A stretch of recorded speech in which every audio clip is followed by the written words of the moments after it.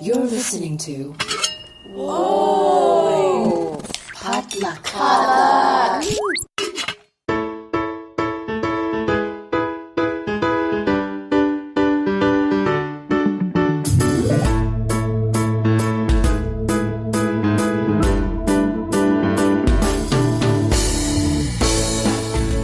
And hey everyone, welcome back to another episode of Books and Boba, a book club and podcast featuring books by Asian and Asian American authors. My name is Marvin Yue. And I'm Rira Yu. We're here to talk about our April book club pick, Bangkok Wakes to Rain by Pitchaya Sudbanthad.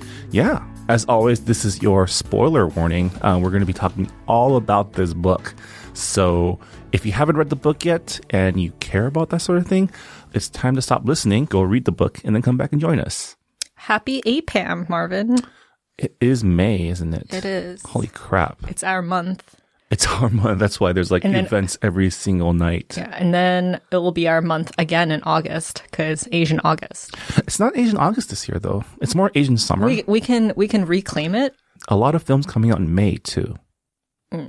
I am excited for the Detective Pikachu film that is coming out very soon. At first, I was like, this looks bad. But then I saw Sonic. I was like, no, it looks good. No, it looks good. It looks fine. It's fine. Yeah. And you just got back from New York. I did. I was in New York for Tribeca, saw a couple films, and I'm back in town because tonight's the start of the Los Angeles Asian Pacific Film Festival put on by our friends at Visual Communications, and their offices are where our podcast studio is located. So if you hear sounds of things being moved around and people talking in the background, it's because they're busy with gearing up for their opening night. We are grateful that we have this space. But with that, let's get into the book. Rira, All right. Let's start us off. All right. As always, we start with the book jacket. A missionary doctor pines for his native New England, even as he succumbs to the vibrant chaos of 19th century Siam. A post-World War II society woman marries, mothers, and holds court, little suspecting her solitary fate. A jazz pianist in the age of rock, haunted by his own ghosts, is summoned to appease the house's resident spirits. In the present, a young woman tries to outpace the long shadow of her political past, and in a new Krungthep, yet to come, savvy teenagers row tourists past landmarks of the drowned old city they themselves do not remember. Time collapses as these lives collide and converge, linked by the forces voraciously making and remaking the amphibious, ever-morphing capital itself. And that is Bangkok Wakes to Rain. Yeah. So where should we start with this one? Because I feel like all right, this book, more than any other book we read, I don't know. There's so many ways we can start. Yes. Right?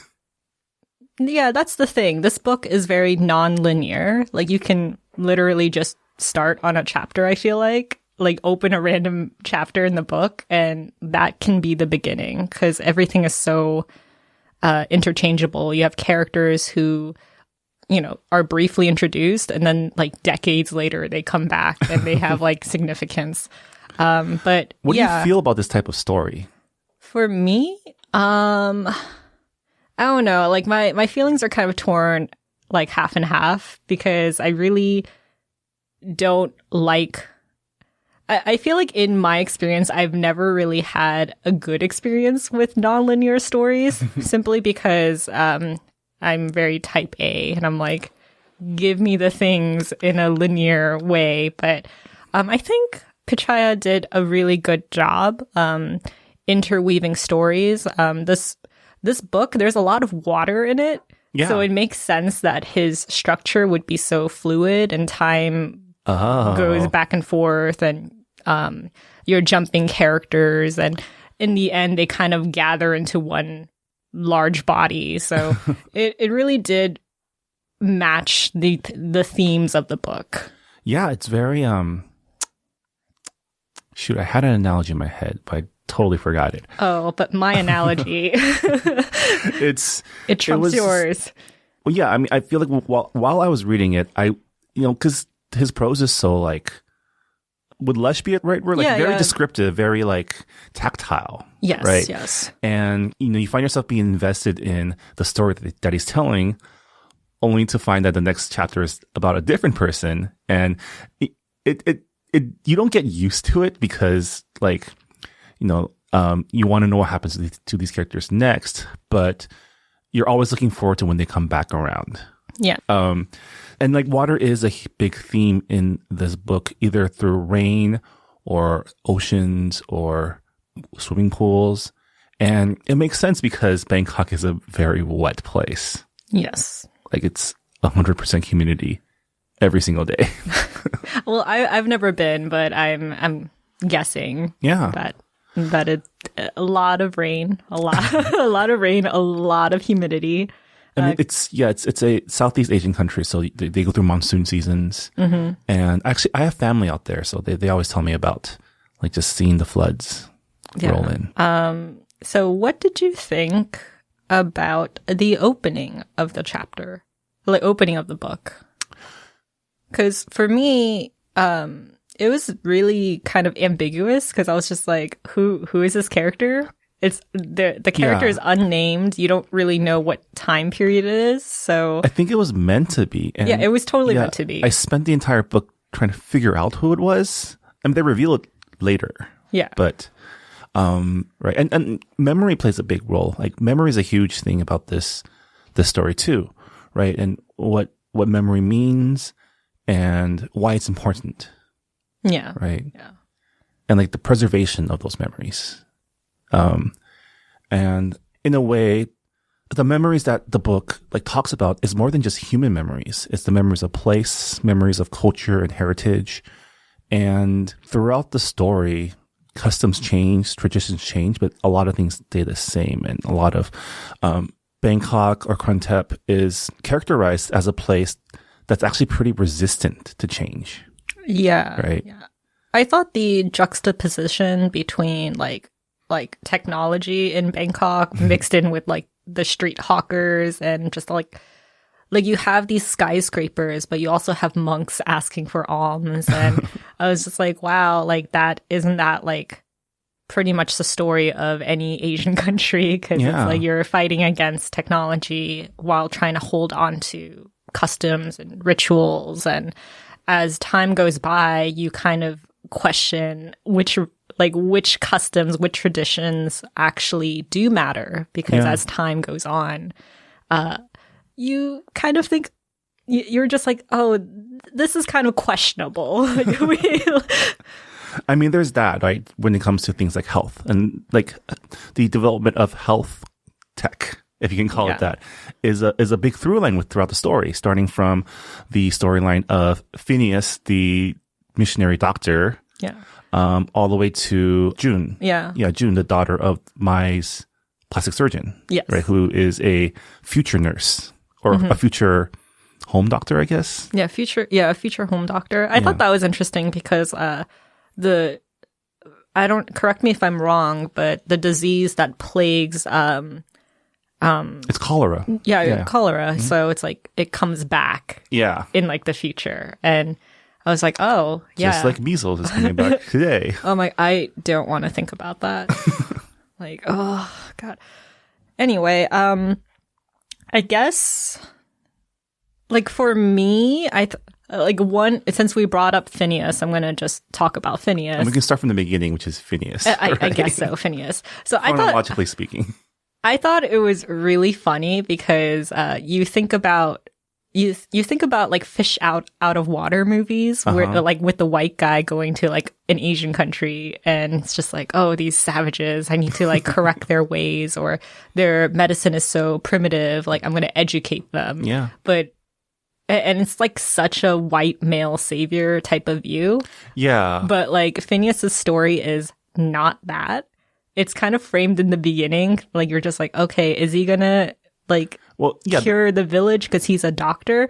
But in the end, he just gets sick. And he's just like, okay, this is kind of like an inverse of white male savior. Kind of, but it's also like white male goes to Asian country, finds his quote unquote real home, forever home, you know? I mean, the whole first chapter, which is like, I think was the second or third chapter of the book. Okay. Right? Yeah, because like the first chapter, like I said, the opening with the ambiguous character who's walking through the house. Yeah, I think the second chapter is the first chapter with Phineas. Oh, okay. And Yeah, that would make sense. that whole time I was like, this guy, this guy, cause you have like all the different tropes too, right? You have the super judgy newcomer who thinks everything is like terrible and savage. He just wants to go home because it's basically, it's the plot of Book of Mormon. Have you ever seen that? No, I haven't. It's basically that. Okay. That's his story. And you have the guy who's gone native, right? Oh, the white guy who embraces the culture. The engineer. The printer. Yeah. Yeah. And then you have like the missionaries who like want to save everybody. Yeah. They're here on a mission. And this is your first glimpse into how Bangkok is really resistant to change. Yeah. I mean, Phineas's story, I guess we can stay on Phineas, is that he ends up, he wants to transfer home, but he ends up getting sick.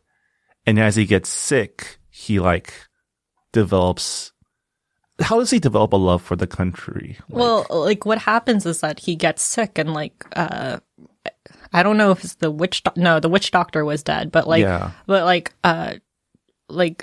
one of like the Thai villagers like takes care of him, and he's just like, this is not like British medicine. This is some like Thai concoction, that hasn't been tested with science, but he gets better, and he's like, okay, well, clearly, not everything is terrible, and there's something here. There's something here, and I think that's like his first hint at like him realizing that he's been too harsh on his judgment, and there are like different ways to different ways that can cure a disease, I guess. And as like a doctor, I think that is kind of like a life-changing moment for him. I'm not sure, but I mean, I think his story is also, it's funny because it's the same tension you have in the other stories from the other eras, where that one confrontation he has with the man who falls off the swing, right? Where he wants to like use his knowledge of modern physiology to like treat him and make sure he's like carried in a way that won't kill him.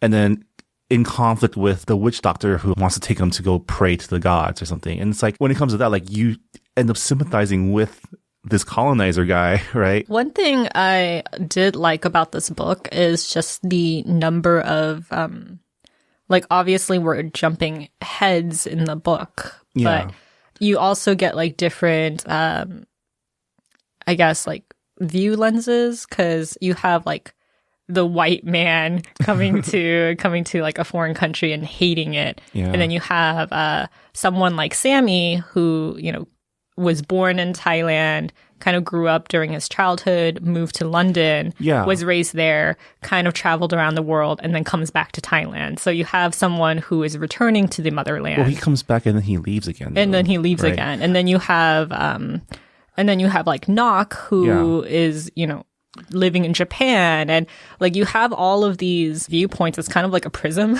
and and like you kind of get a different Bangkok and different Thailand from each viewpoint. Yeah, I mean, we come back to place, right? And all the characters of this story is linked by their connection to place, and not just Bangkok, the city, but like a specific like block and building. Yeah, the house, right?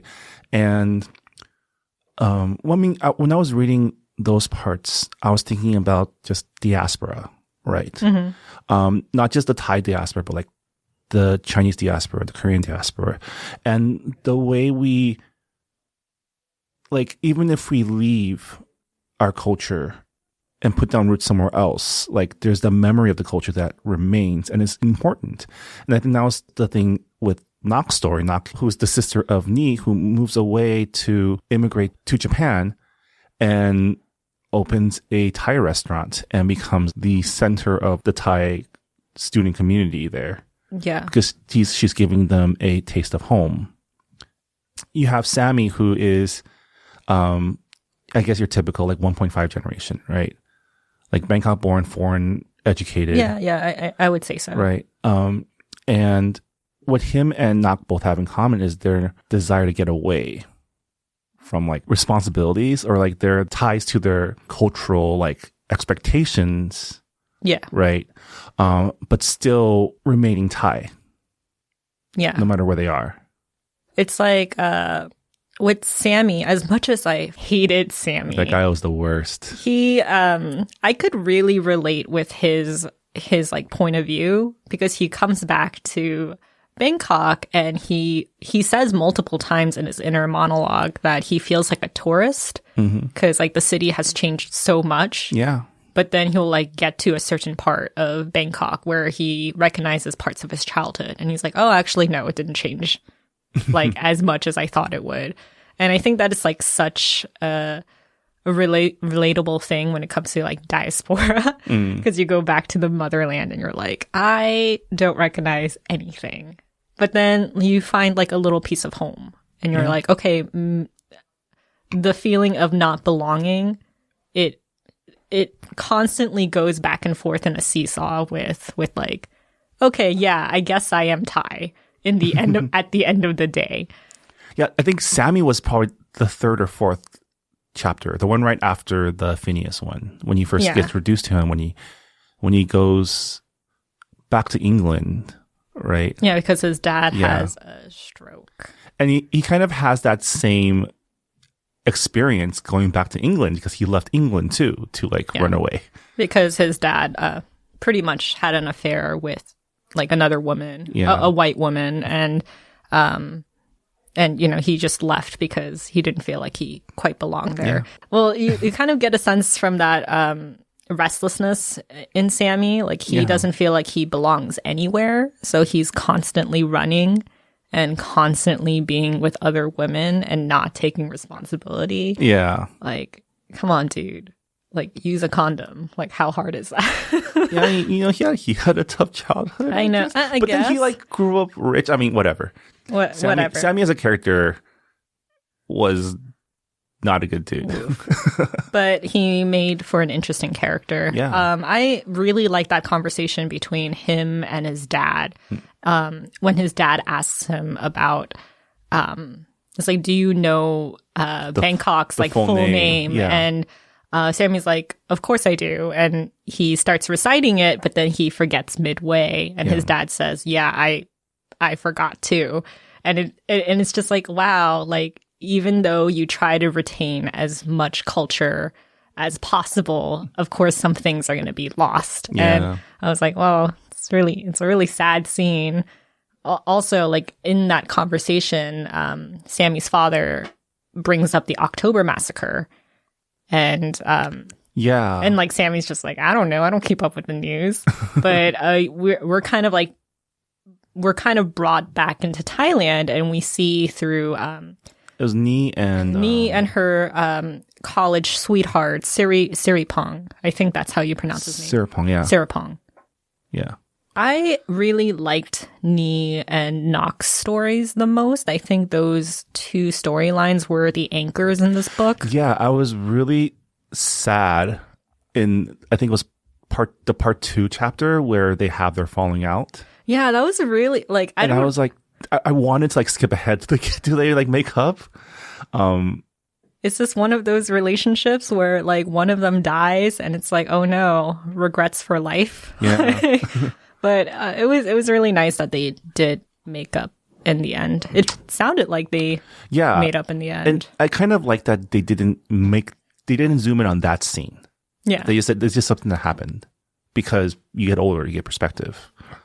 Yeah. Right. And I mean, that's another theme of the story, is like, as you progress through the parts, like the chapters, like all the characters start gaining perspective because they're older in their individual life points, I guess. Yeah. Like I like how Pig became a like sassy granny when she was like sassy granny, the worst as a teenager.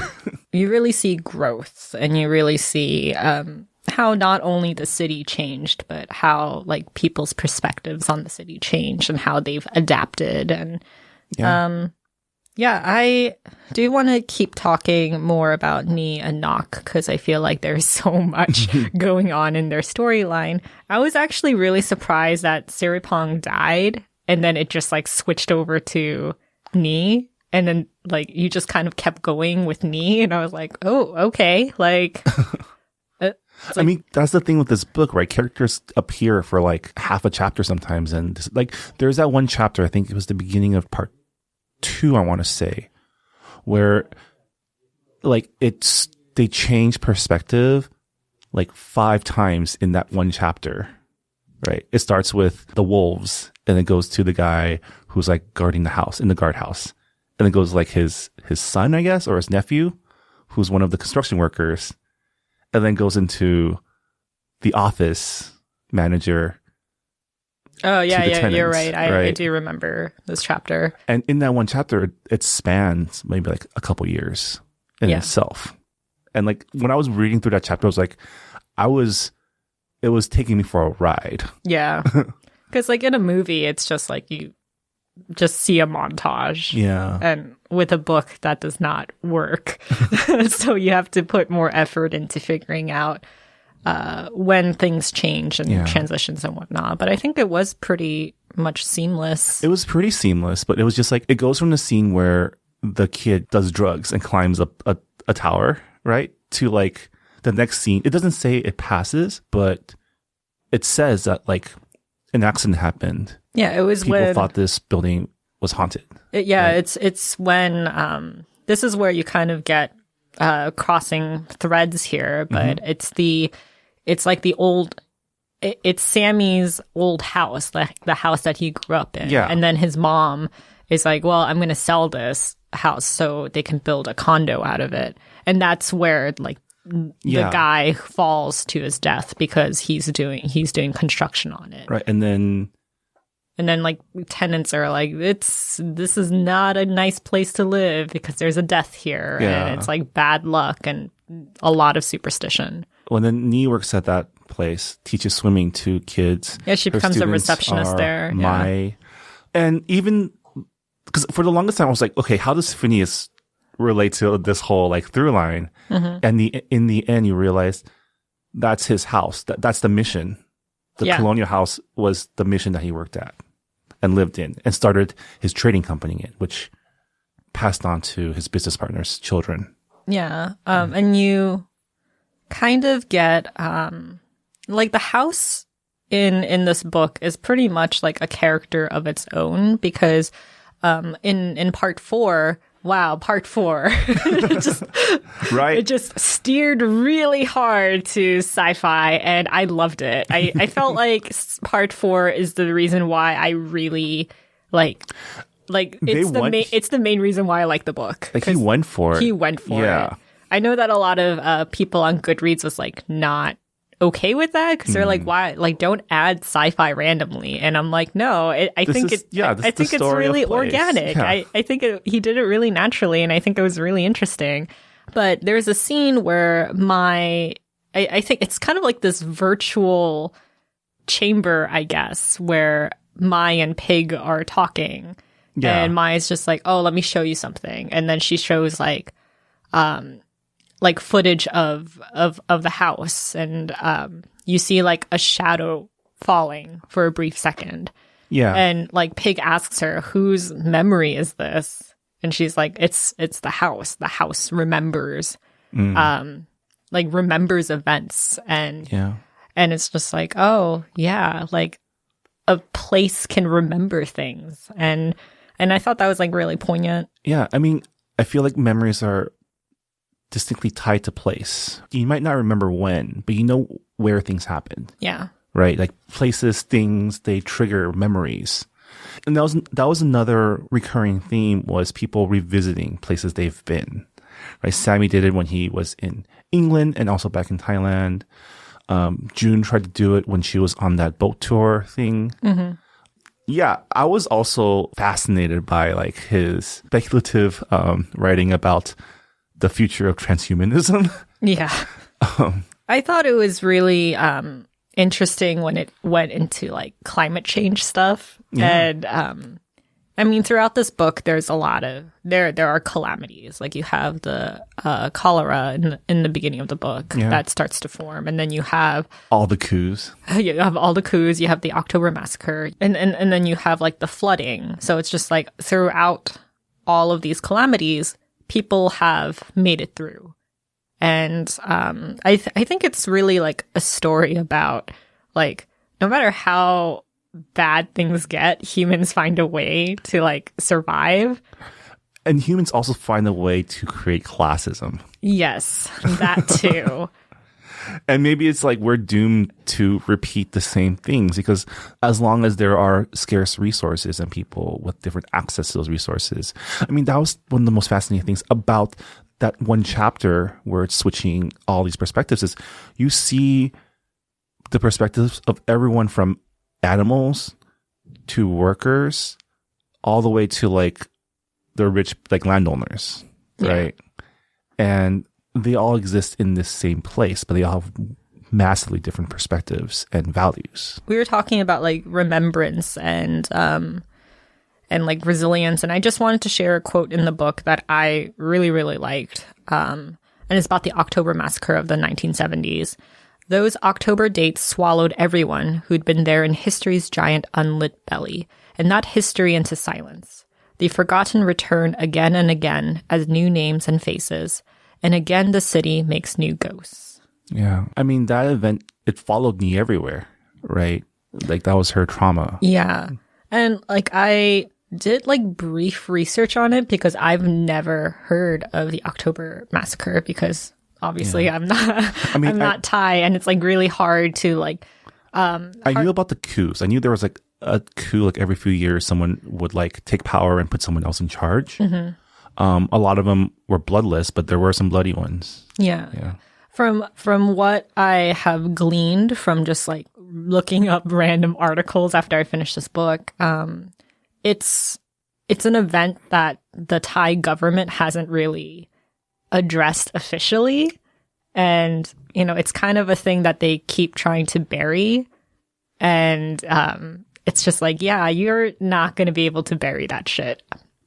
I don't know. When you control the means of education. I know, but the thing is, like, you have survivors, and like even if that event is completely erased, I feel like that trauma, like that impact it had on Thai history, is not going anywhere. So it is kind of like a ghost that lingers amongst like the Thai people. Yeah, and it just reminded me that like revolutions happen with young people. Like I feel like every time I hear about like protests in not just like Asia but here in America, it's always started by like young students. And it's always students, right? It's always students, the most powerless people, the most powerless people in the social hierarchy, and also the people who can benefit the most from change. Yeah. I mean, history repeats itself. Like when there is injustice in society, you see figures that kind of repeat what what previous protesters did and kind of like add on to it. I mean, even in this book, things repeat over and over again, you know, in terms of progress versus history, right? Well, a lot of the book is Bangkok kind of westernizing, right? Building mixed-use buildings, condominiums in the... Yeah. It's that need for progress, that need to be a player in the global stage while still longing to like hold on to everything that makes them Thai, right? And that tension is throughout the book. Like even, I mean, what did you think about Sammy's conclusion where he ends up a proprietor of like a bread and breakfast in like, what, Boston or something? Like, I don't know. It's in New England. Yeah. I don't know. 'Cause for me, like Sammy's like ending, quote unquote, I feel like it really wasn't an ending because Sammy feels like he is constantly looking for a place where he can settle, but like it's not the right place for him. And I guess like for Sammy, it's just like where is home? Because he's constantly moving. And I guess like as a reader, I just kind of think that home is the Bangkok that he remembers in his brain, because it doesn't exist anymore. I mean, there are parts of it that are still left, but it's like, I thought it was interesting that his story ends with him getting beat up. Well, not getting beat up, but like in adultery, you know? Yeah, things repeat, you know, you make, we said it earlier in this episode, things repeat and people make the same mistakes over and over again. And even though this time he decides to like take responsibility, it's still like perpetuating that cycle. But it's one of the things I wrote down was like something that this book is really interested in is seeing people as a sum total of their experiences. All the characters we see in part 4 at the end of their stories, they're all changed because of everything that happened to them, not in spite, but because of, right? Yeah. And even if someone tried to run away, they're still affected by those things that happened to them. It's like this, the later chapters with Pig's son, Woon, who, you're first introduced to him while he was going through like a depressive episode, right? Mm-hmm. Like, locking himself in his room. But you see him later as like this kind of like researcher, like an archaeologist. Like an archaeologist? Yeah. And even though both him and his mom don't talk about that time, right? He talks about other people sometimes. Like that's part of his story, right? I thought it was like you get Pig's perspective. Like her son is like locking himself up in his room and you don't know why. And you kind of see her as this like really good mom, you know? It's like, oh, she didn't do anything wrong. This just kind of happened. And she's just trying to get him out of his room without ruining his future for going into university and all that. And then you get Woon's perspective when he's older and you find out that Pig was actually not the greatest mother. Like she would get drunk and a lot of angry words would be tossed at him. And then that is like partially why he locked himself up. And I was like, oh, interesting. Did not know that. And she would forget that she said all of those terrible things or she got drunk. And I was like, oh, okay. Like we are touching back on the theme of, you remember and you forget, but it still leaves an impact. And I thought that was like really, really interesting and a good way to like change perspectives. I liked Woon's chapter, the one that's dedicated to his like perspective, because that was the one where you learn about like the transhuman like future that we're all going to live in, where I guess people can live forever in a virtual world. Yeah, it's kind of like it's kind of like a like an MMO RPG. Kinda, you like pick your avatar and you can be whatever you want to be. I like how, and this goes back to Pitchaya's writing style, like being really like almost tactile, where he goes in detail of what it feels like to enter that world, right? You have to drink that cocktail of like electrolytes or something. Yeah, something like that. And then it goes through a body scan, and then like you get pulled in to wherever. And I thought comparing that to the walk to the waterfall that they take with his mom and family the next day, right? Yeah. Where you still see pieces of the old world. Yeah. Because they're there for like a holiday, right? Yeah.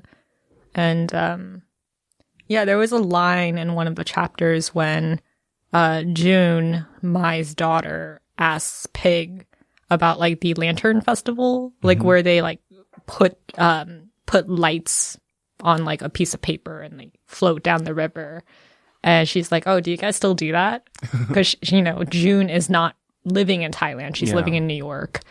And like Pig is just like, like not so much anymore. I mean, people still do it, but the water is like gross now. Yeah. What did you think about the Pig in My Story? The Pig in My Story. Yeah. I really don't know, because I feel like they introduced me to all of the cool parts in the book that I liked, but I'm not sure if I actually liked their characters.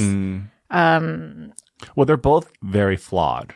Yes, right? Yes. Well, Mai goes from like this kind of like this tag-along character who is pretty much there to give Pig university notes, and she comes from like a middle class family, and even though she's like super smart, she's like, Yeah. like there's only a few options for me. And then you kind of fast forward and you see that she is like the head of like this technology that is going to pretty much change the way people live in Thailand. Yeah. When she first pulls out that drone, that was like... That bird drone. Yeah. And it's like, okay. That's not what I was expecting from this book, but okay. Yeah. Yeah. Yeah, that was really weird because you get future Bangkok, which is like kind of partly underwater. Like people like there are terrible floodings, and you're just like, oh, that's really bad. Like I wonder if like they're gonna do something about that, and they don't. Just like any other like government, and people still go about their lives. They wear like freaking galoshes, and they're like, okay, life goes on. They become the Krung Nok, and they're like fishermen people. Yeah. And then, and like in my head, I was like, well, I briefly heard that it from like the book jacket description that it's going to go into future Bangkok. I forgot that part. Like, I was like, okay, so this is future Bangkok. It's still like close enough to the future that I can picture this. And then it just jumps ahead. It jumps ahead to like, I feel like it skips at least 50 years ahead from our timeline. I didn't expect that much of a jump, but I'm glad we went there and then we lingered there. Yeah. And then he brought it back. Brought it back to Phineas Stevens. Yeah. Like, how's that bro doing? And then back to Neat. And then to Clyde again. Yeah. Oh, yeah, we forgot to talk about Clyde. I was wondering how Clyde would fit into all of the stories, because I'm like, okay, he's an American. He's like the expat, right? The expat experience. I guess. I really don't like the word expat, because really, what does that mean? It just means white person who has immigrated to a country. He is just an immigrant, and immigrant is kind of like a derogatory word for white people. Well, I think music also plays a big role in this story, right? Especially jazz. Because jazz is all about improv. Yeah. Yeah. So. Because what I distinctly remember from the Serapong chapter was that he like quote unquote borrowed his old roommate's like jazz records, collection, right? And that's how it tied to Clyde. And also you find out that the house that he was performing in, the lady who booked him, is Sammy's mom. Yeah. So like very interesting ways that like Clyde was introduced and kind of woven throughout. And it's also like pretty interesting because people are able to find things from the past, like with Clyde's music. Yeah. Like you get it through records through Serapong, you get it through Lucky who Googles him and downloads his music. That was also like we don't really get to see much of Lucky. No. But like I don't know, I didn't mind. We know she grows up and has grandchildren. Yeah. Right? Yeah, we know that. Well, like, Lucky is the grandma who like sits next to Pig in that waterfall scene. Yeah. And I was kind of surprised that she got, she became sort of a main character towards the end. I mean, I feel like you don't name a character in the story without like some like exposition about them. Yeah. What did you think about the Wound and Pig chapter? A big part of that is the idea of what filial piety will look like in the future. And part of that is trying to make your mom into a robot. Yeah. And Pig's like kind of stubbornness to like remain human. Yeah. Right. And what does that even mean? Yeah. What does that mean? Yeah. And also what does it mean for future generations? Because they will be paying for the upgrades. Yeah. I think it's something that hits us more because of our like Asian upbringing, right? In that we're expected to think about this stuff for them, right? Yeah.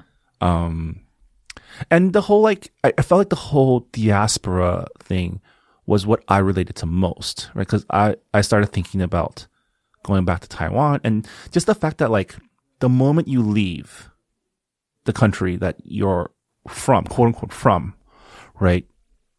You become something else. And that's what happened to Sammy. That's what happened to Nak. Mm-hmm. And that's what happened to people who came to Thailand, who came to Bangkok, right? Yeah. They became someone else. They became like, they were no longer who they were the moment they stepped foot on or off that place. One great imagery of that was when Phineas gets his trunk back, which was lost in his, journey to Thailand. Yeah. And he opens the trunk and, a lot of the clothes that he brought is like, kind of ruined by moths. But then there are some clothes that are like completely pristine. And he's just like, wow, I am a completely different person from when I first came here. Yeah. And there's really no going back to who I was. And I thought that was like a really good way of showing that change. Yeah. I mean, like I said, I really related to Sammy's story the most of like his story, not Sammy, the guy. not him as like a terrible person and an irresponsible person. But I related to his story a lot. And same thing with Nok. Who is trying to like survive in Japan by like running this Thai restaurant, but then she still gets the expectation of like the cultural expectation put on her too. Like, it's just like people like Thai students and her sister. The reason why her sister cuts ties with her is because she does business with like an exiled colonel who is part of like the dictatorship. Yeah, part of the coup that killed Serapong. Yeah, right. Yeah, and with Nok, it's kind of like, well, he pretty much saved her business, and he's just there to eat lunch. But it's also because she removed herself from politics, so she didn't know. She didn't realize. She didn't because part of her character is because she had a sister who was more filial. Yeah. It gave her the freedom to not have to do that.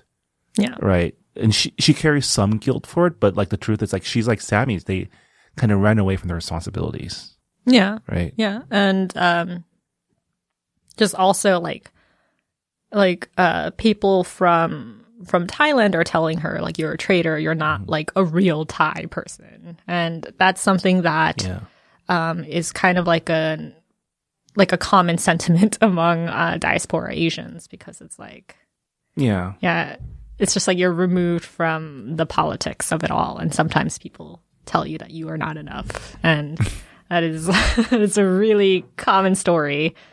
What did you think about the animal chapters? The animal chapters, I remember when I first reached like the bird chapter, like I kind of like after reading the first page of that, I just like set the book down. And I'm just like, am I really reading like a chapter told through like the perspective of birds? It's like, I don't know. Like, I don't know about the sun. And I mean, say what you will about those chapters. Like, but I really like them in the end. Yeah. Like the author really like, he wants to give you every perspective available.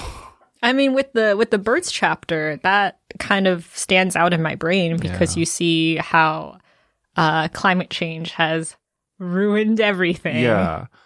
And also, like, animals have a different sense of time, right? Yeah. Like, time passes a lot quicker in those.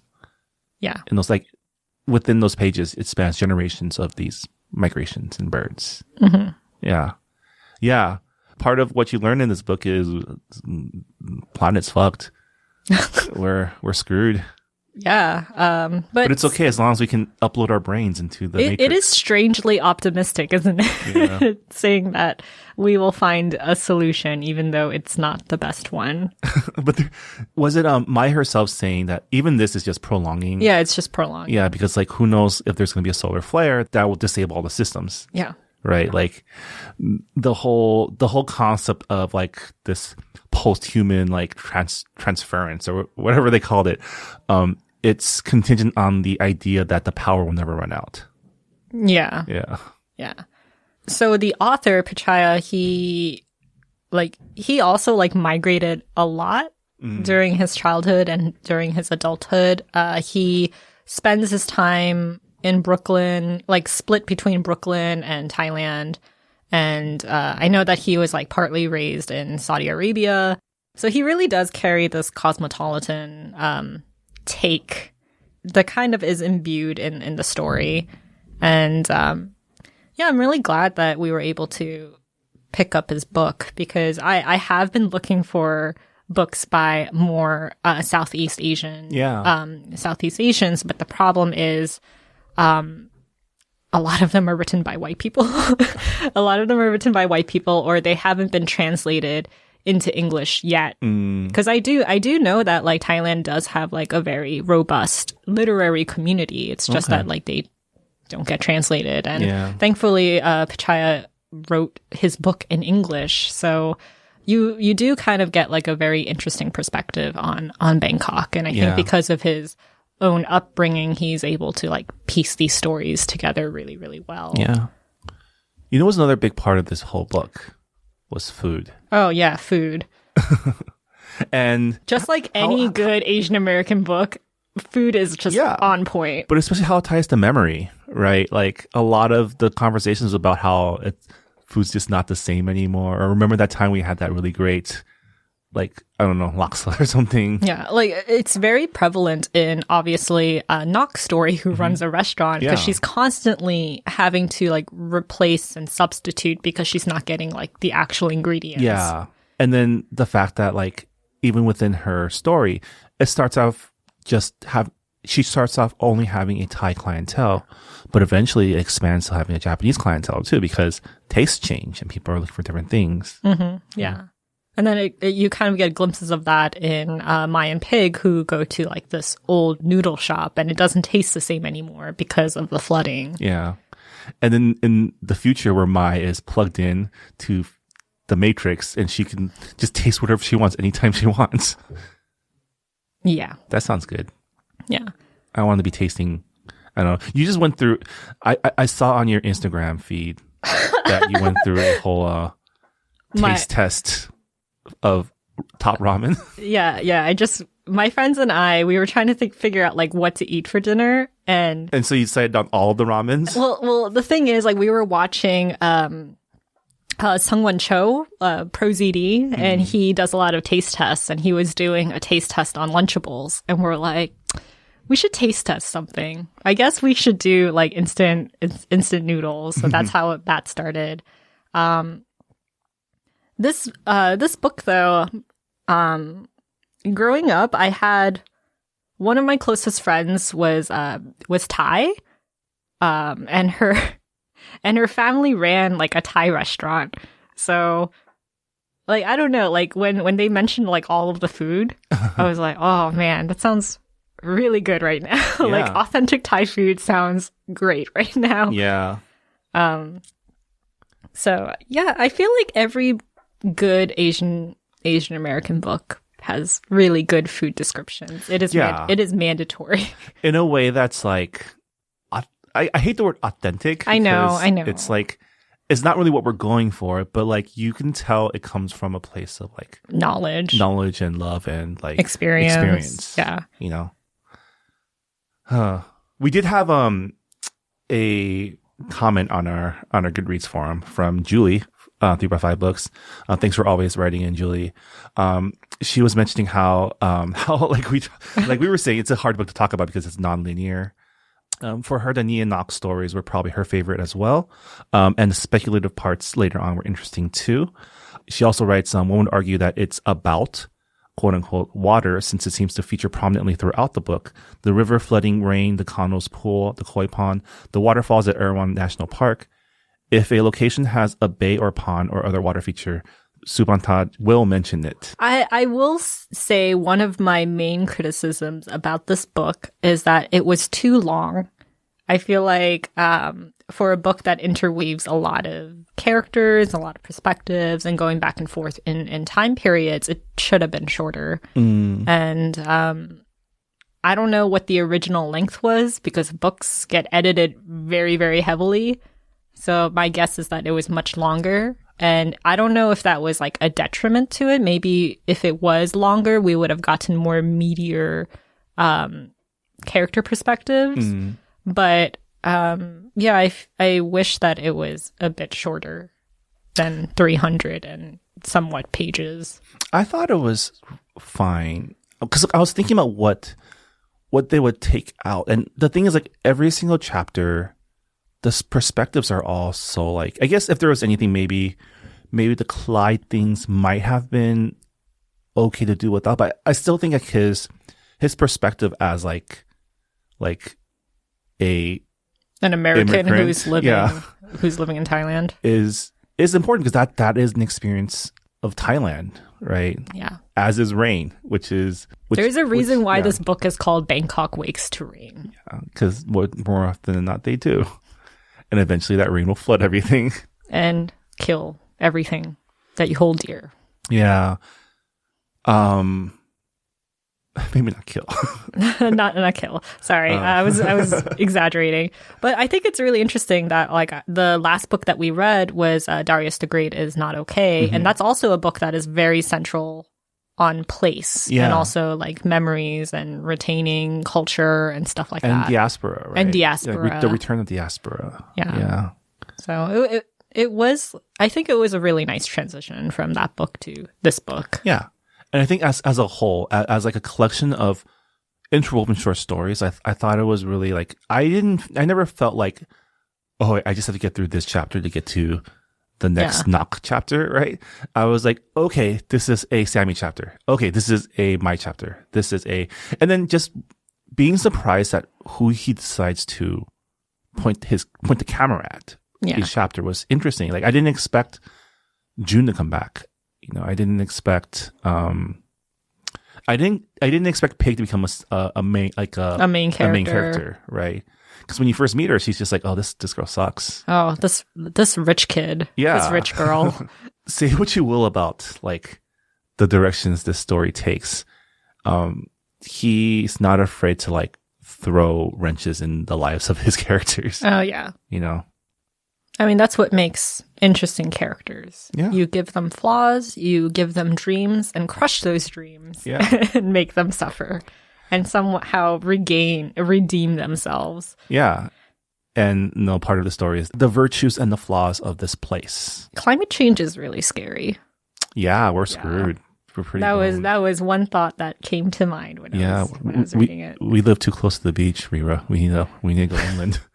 Well, like I was thinking about like, cause like my dad goes back and forth, between Korea and the States and travels around, and, you know, my family comes to visit pretty often. And recently the only thing that they talk about from their trips is how bad the air is in Seoul because of like all of the air pollution from like China that is like drifting to Seoul, and also Seoul's own pollution, and how like it's affecting their lives. Like before it's just like, okay, wear a mask, but now like that is not enough. Like you have apps now that like detect how bad the dust is outside, and like my cousin was telling me that school trips are affected by this. Like they check their app every morning, and they're like, okay, like there was a field trip that was like scheduled for today, but obviously that's not going to happen. Yeah, and it's just like you find ways of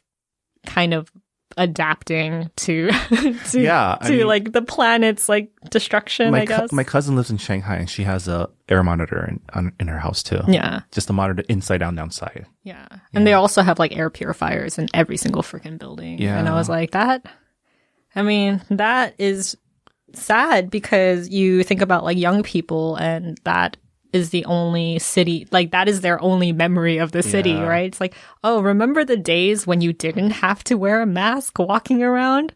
But if you fix the air, what will all the air purifier companies do? They'll lose all their business. Yes, capitalism.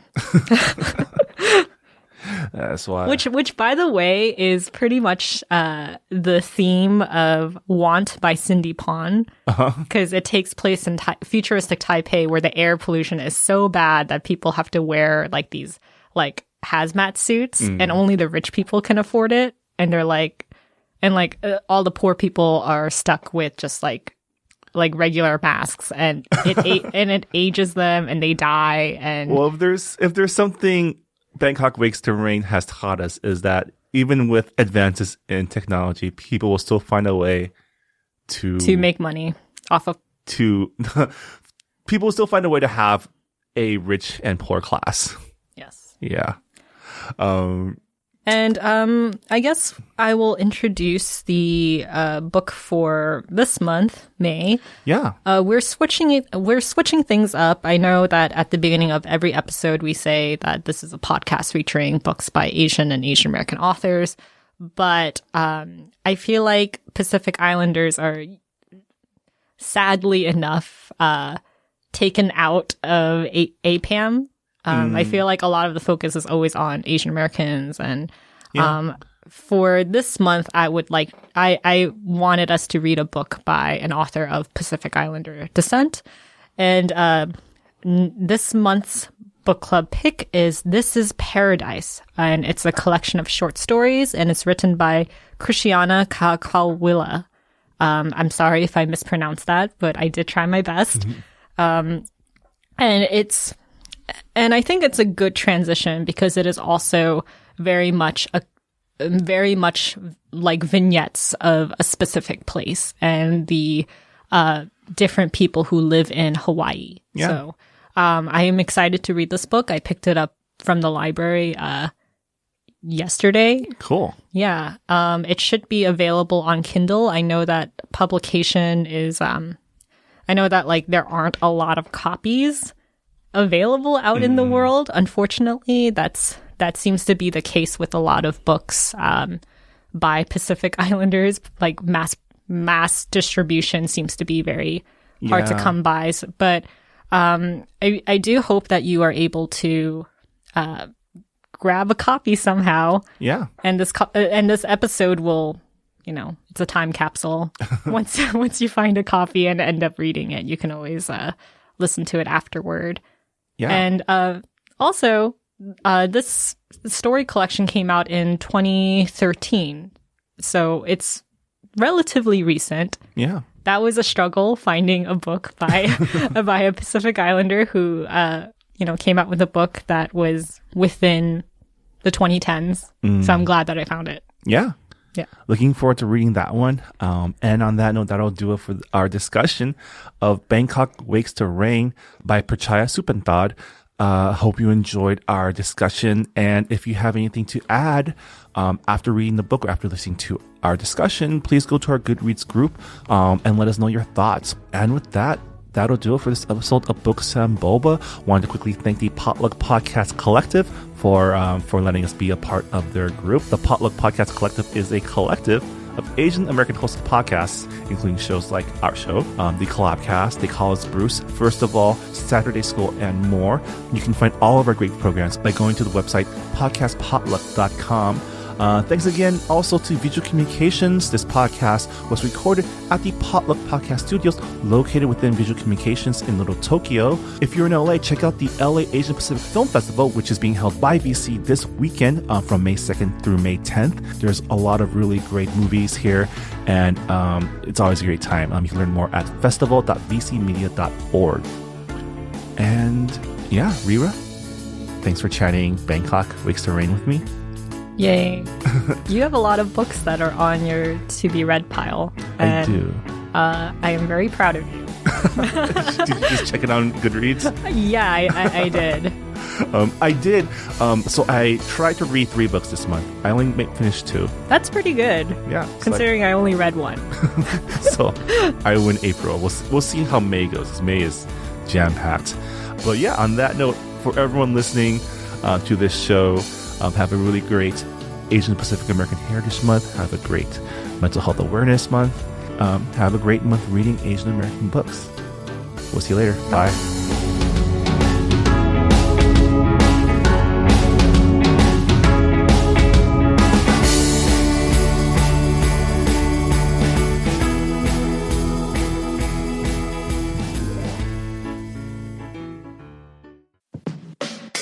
Hey, I'm Phil Yu, and you may know me from a blog called Angry Asian Man. And I'm Jeff Yang, author, journalist, and Celebrity Dad.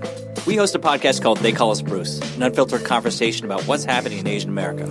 Each week or so, we host a discussion about some of the most vital and interesting topics in our pop culture and our community, bringing in guests who are shaping and informing this thing called Asian America from Hollywood to D.C. and beyond. We got media, entertainment, food, family, politics, representation. The good, the bad, the WTF of it all. So check us out wherever you get your podcasts or at theycallsbruce.com. Peace. Peace.